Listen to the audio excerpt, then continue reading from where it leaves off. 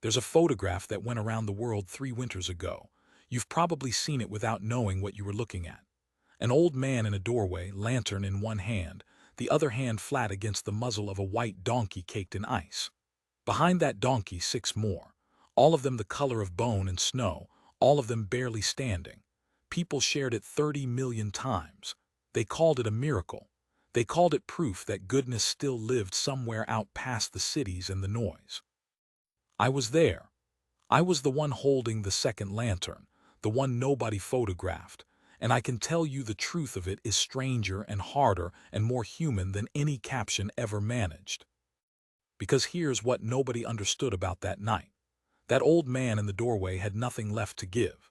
He was 3 weeks from losing the farm his grandfather broke his back to build. His own animals were starving. His wife was in the ground 8 months. And when 7 half-dead donkeys came stumbling out of the worst blizzard this county had seen in 40 years and stopped at his door, the smart thing, the sane thing, the thing any reasonable man would have done was to turn them away. I know because I told him to. I'm going to tell you exactly what happened next, all of it.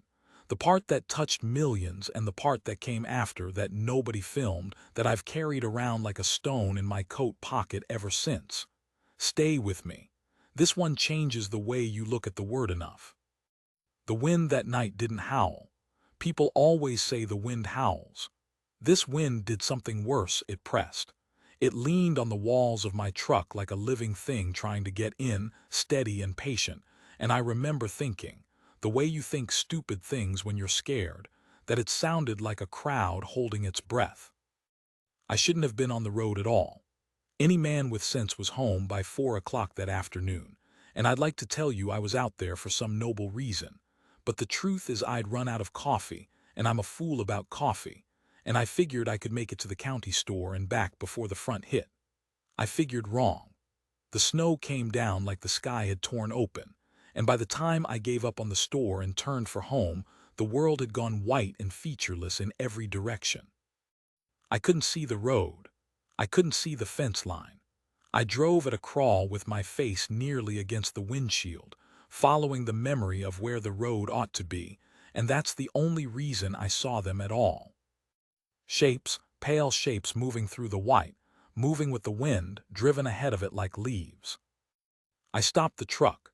I told myself it was cattle broken loose, though I knew that wasn't right, because cattle don't move like that.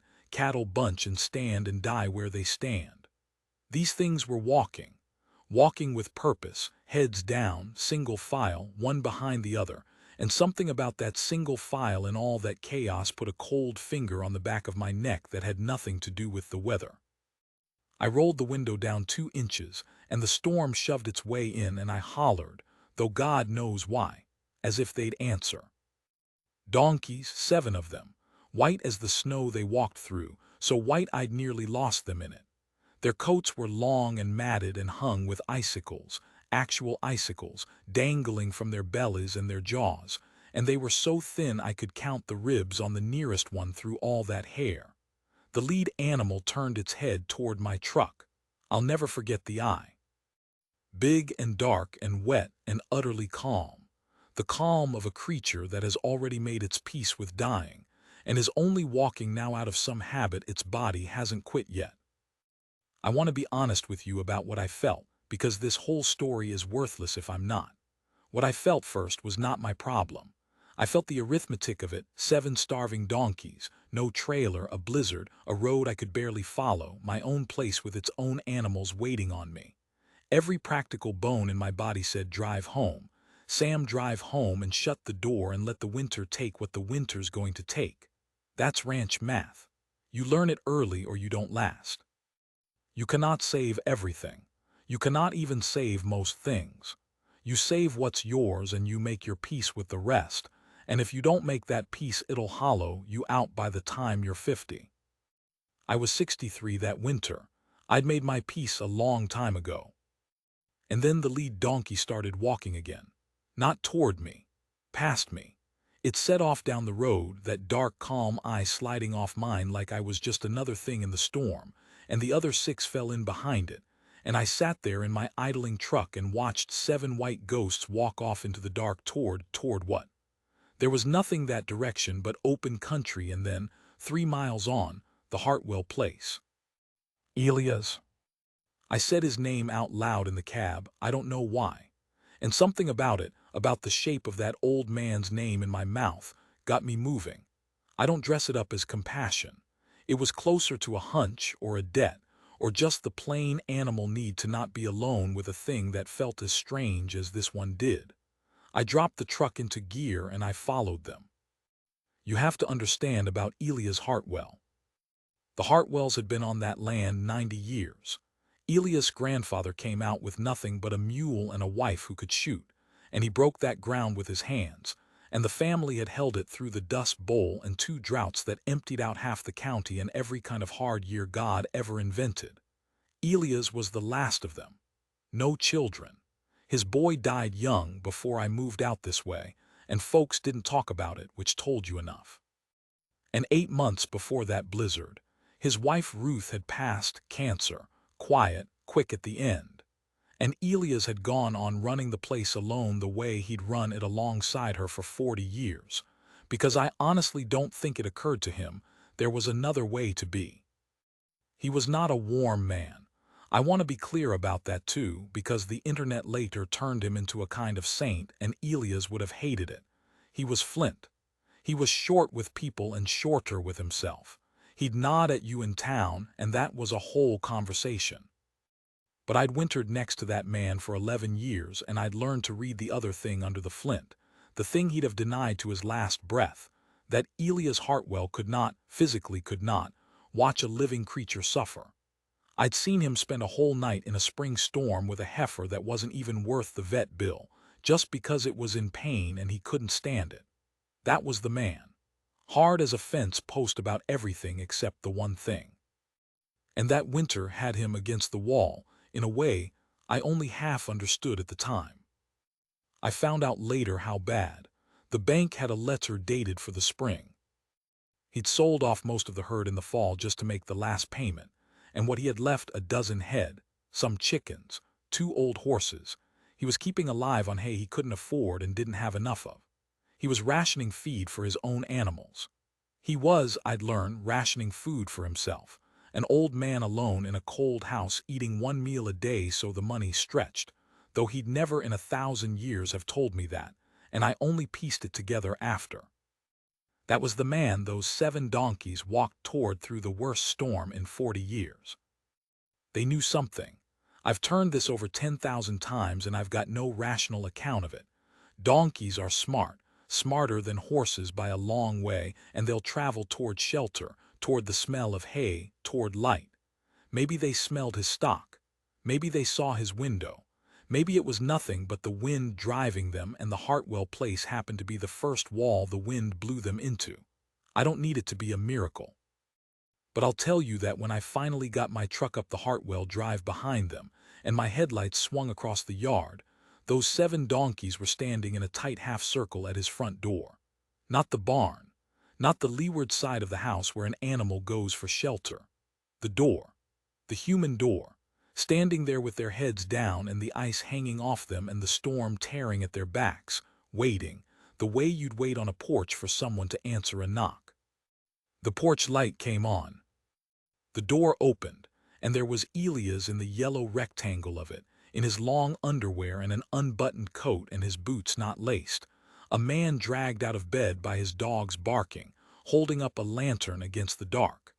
And I watched his face in that light do the thing I'll be trying to describe for the rest of my life. It didn't soften. That's the wrong word, and everybody who saw the photo got it wrong. His face didn't soften, it broke, some wall in it came down all at once. The way ice cracks, quick and total and from the inside, and the lantern in his hand shook.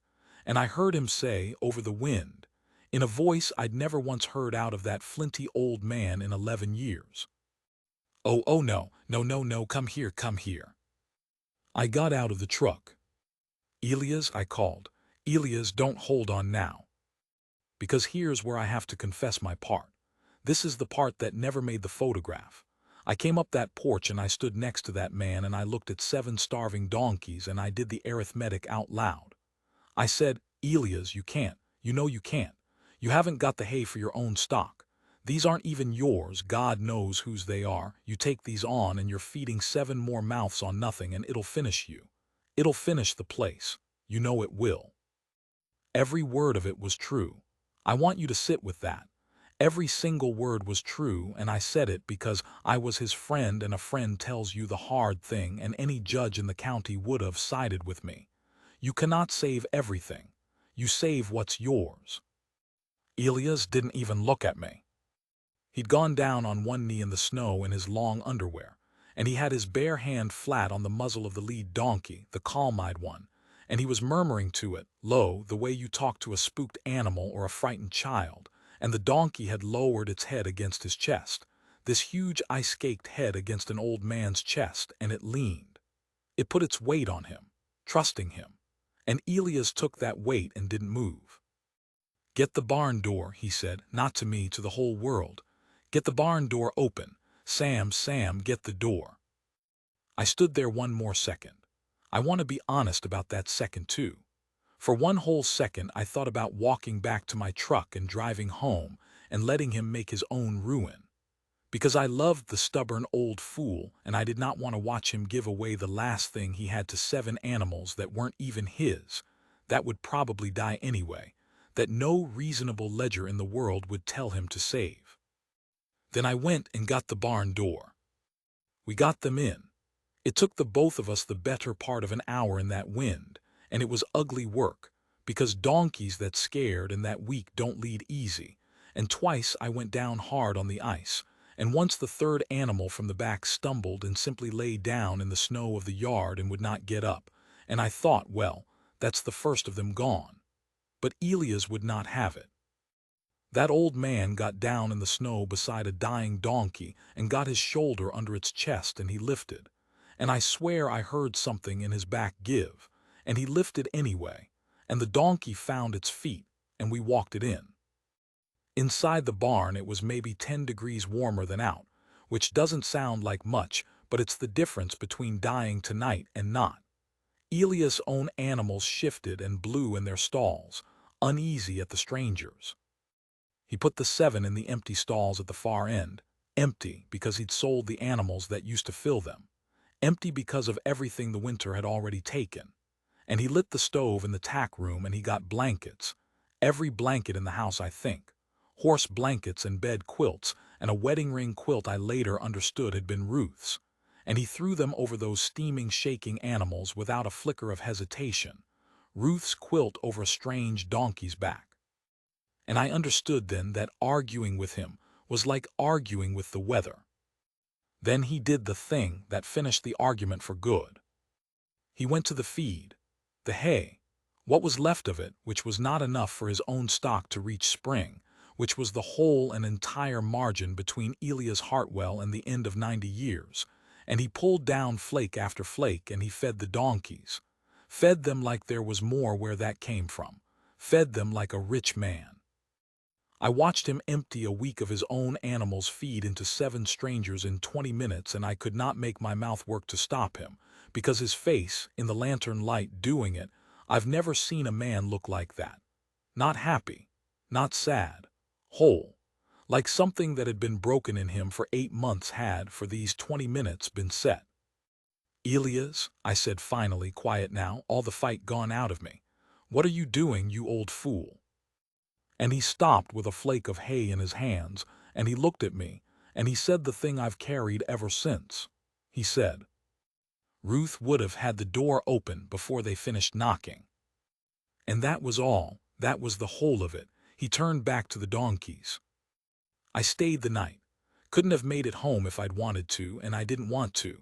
We sat up in the tack room by the stove, 2 old men, passing a bottle he kept for calving nights, and we didn't talk much. The wind pressed on the barn walls all night long. Around 3 in the morning the calm-eyed lead donkey, the one that had leaned on him, made a sound, not a bray, something lower, a kind of long exhale through the nose, and Elias got up without a word and went and stood with it a while in the dark, and I let him, and I didn't watch. I didn't know that night that anyone else would ever hear this story. I didn't know about the phone.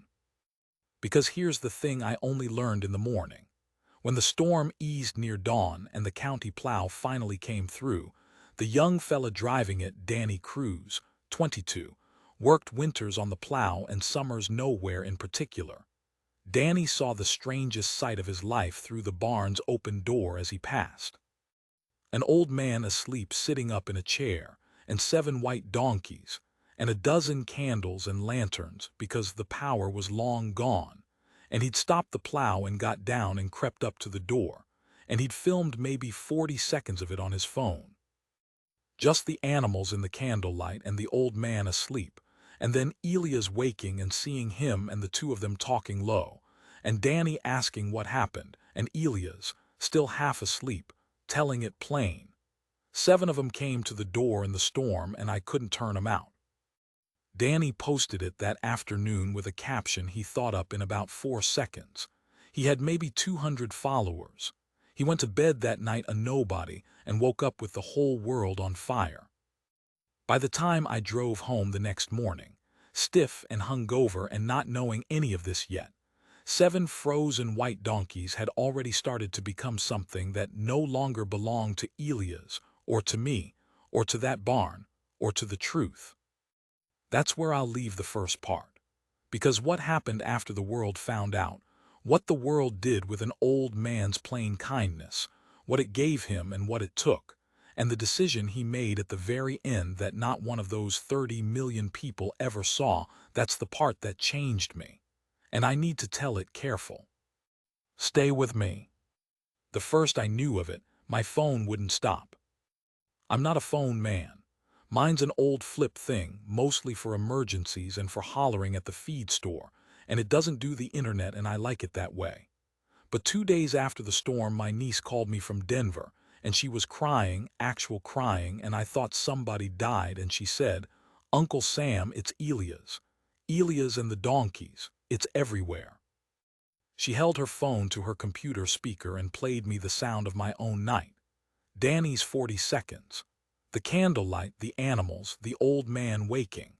And a number under it I didn't understand at first. A number climbing, and she told me it was how many people had watched it, and the number was in the millions, and it was still going up while we spoke. I drove straight to the Hartwell place. There were cars on the county road. That was the first wrong thing. Cars parked along Elias' fence and people, strangers in clean coats, city coats, standing at his gate with phones held up. A news van, 2 news vans. And Elias' dog, Pete, an old blue heeler, going up and down the fence line barking himself hoarse at all of it, and no Elias in sight. I found him in the barn, of course. Where else? He was sitting on a hay bale with the calm-eyed donkey's head in his lap, brushing the last of the mats out of its coat with an old currycomb, slow and steady, ignoring the whole world outside like it was weather he was waiting out. The donkey's coat had come clean, and it was, I saw now in daylight, a beautiful animal. All 7 were. Under the ice and the starvation they were fine-boned and pale gray-white. Some breed I didn't know. And they'd already, in 2 days, put a little life back in their eyes. "Sam," he said, not looking up, "you know what a hashtag is?" "No," I said. "Me neither," he kept brushing. "Fella from Denver tried to explain it. I've got one. Apparently I've got a hashtag." He said the word like it was a disease. "There's money, Sam." I sat down on the bale across from him. "What money?" And he told me. And this is where the story stops being simple, and I need you to follow close, because everything I'd believed about Elias Hartwell got taken apart and put back together in the next 10 days, and I came out the other side a different man. The money was real, and it was a flood. Danny's video, once it took off, had brought the whole apparatus of the internet down on a little town that had never asked for it. Somebody had figured out who the old man was. Somebody had figured out about the bank letter. I still don't know how, but they knew he was 3 weeks from foreclosure, and that detail turned a sweet animal video into a legend.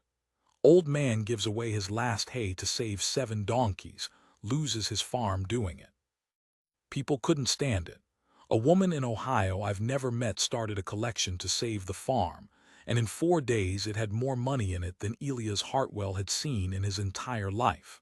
Enough to pay the bank. Enough to pay the bank 10 times over. Enough that the number stopped meaning anything, the way a number does past a certain point. Elias could save the farm. The internet had saved the farm. The 90 years were safe. And Elias Hartwell sat on that hay bale brushing a donkey, and he was the most troubled I had ever seen a human being. "They want me to be something," he said, quiet, still not looking up.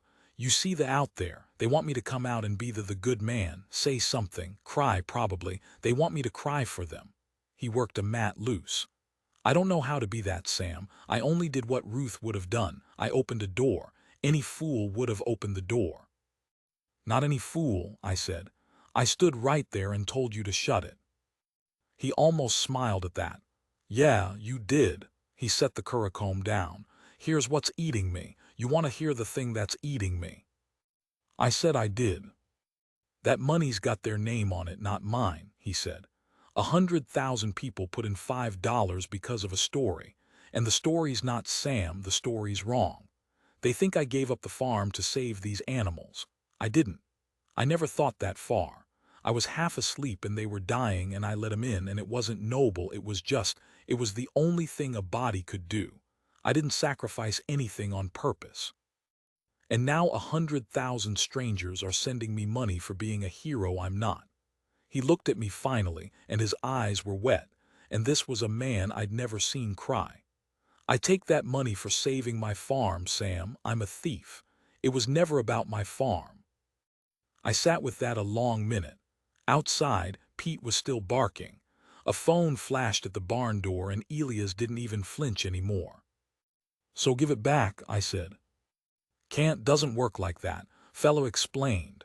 There's too many people, it's a pool, you can't hardly give it back." He shook his head. "But I've been thinking on it 2 days now, and I believe I know what to do. I just needed to say it out loud to somebody who'd tell me if I'd lost my mind." He took a breath. "You'll tell me if I've lost my mind?" "Always have," I said. And Elias Hartwell told me his plan, and I want you to understand that when he told me, my first honest reaction was that grief had finally cracked him, that the old man had lost the thread, because what he described was not the sane thing, was not the ranch math, was not save what's yours. It was the maddest, most impractical, most Elias thing I'd ever heard. He was going to give it all away. Every dollar past what it took to pay the bank the exact figure he owed, not a penny more for himself. And with the rest, the flood of it, the 100,000 strangers' $5, he was going to build something. A place. He kept calling it a place. A place for the animals nobody comes for. The old ones, the sick ones, the ones the auction won't take and the killer buyers pass over. The donkeys and mules and worn-out horses that a hard winter or a hard-up owner turns loose to die in the snow. Because, and here his voice did the thing it had done in the doorway, cracked from the inside, because these 7 had had nowhere to go, and they'd walked 12 miles in a killing storm on the chance that somewhere, somebody would open a door. And most of them, he said, most of the ones out there in the world, there's no door. There's no door for them, Sam, and now there's money. And I know what I'm supposed to do with it. I've known since I woke up and saw that boy filming me. I told him he hadn't lost his mind. I told him it was the sanest thing I'd ever heard. I was lying a little. It scared me. It's a frightening thing to watch someone you love decide to give away a fortune and a rescue in the same breath, to take the one clean thing the winter had handed him, his farm, saved, and complicate it with responsibility for every broken animal in the county. But under the fear I knew he was right, and I knew it the way you know weather in the joints, before the sky shows it. Elias had understood something the 30 million people hadn't. The story wasn't about a man saving his farm. It had never been about that. It was about a door. So he built the door. I'm going to spare you the machinery of it, because the machinery is boring and it's not the point, the lawyers and the account and the county permits. The fella from Denver who turned out to be decent and helped for free, Danny the plow driver who quit the plow and came to work for Elias and is the foreman there to this day. It took 2 years to build and it's still being built because a thing like that is never finished. Hartwell's folks call it. Elias never named it. He'd have hated a name. But that's what it's called.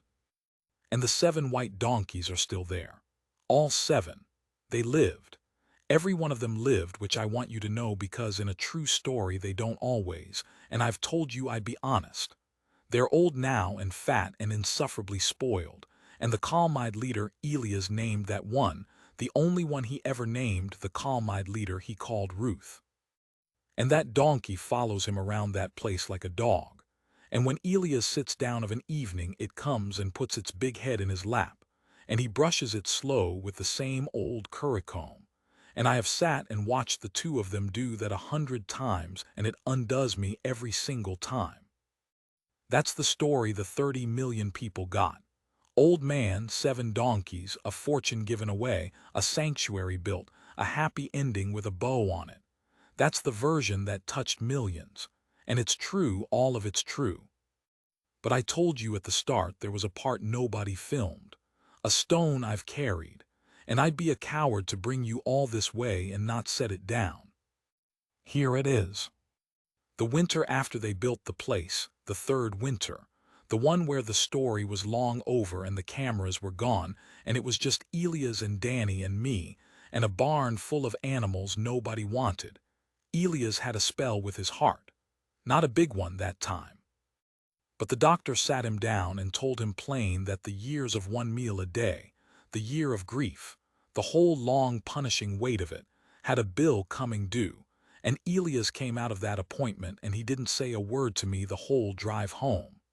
And that night in the tack room, by the same stove, with the same bottle, he said, "Sam, if I go, that place has to keep going." "You're not going anywhere," I said, "which is what you say." "I'm going somewhere," he said, "same as everybody. I need to know it keeps going. It can't, Sam, it can't have been about me. If it dies when I die, then it was always just about a lonely old man and his donkeys, and I can't have that. It has to be bigger than me or it wasn't ever real." He looked at me. Flint, and under the flint the other thing. "Danny's young and he's good, but he can't hold it alone. I need you." And there it was, the morally heavy thing, the decision that never made the photograph, because I was 66 years old by then. I had my own place, my own animals, my own quiet ending mapped out, the plan every rancher makes: get small, get simple, coast on out. And Elias Hartwell was asking me to give that up. To sell my place, or lease it out, and come spend whatever years I had left being responsible for a barn full of dying animals, and a fortune of strangers' money, and the impossible weight of a thing that had to be bigger than the man who made it. I thought about it 3 days. I want to be honest that I thought about saying no. I thought about my own comfortable coasting ending, and I did not want to give it up. And there is a version of me that drove home and shut the door and let Elias' mad, beautiful thing die with Elias. And that version would have been reasonable, and no judge in the county would have blamed him. You already know what I did. I'm telling you this from the tack room. I'm 69 now. Elias is asleep in the house. He's still here. The heart's held better than the doctor thought. Stubborn old fool. He'll probably outlive me out of spite. There are 41 animals in this barn tonight that would be dead without this place. The donkey called Ruth is standing in the doorway looking at me like she wonders why I'm not in bed. I gave up my ending for his. And here's the thing nobody tells you.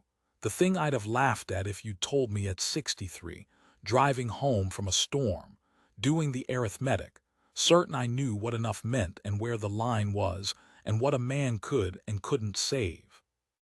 It's the best thing I ever did. I stood in that doorway once and told an old man to close his door.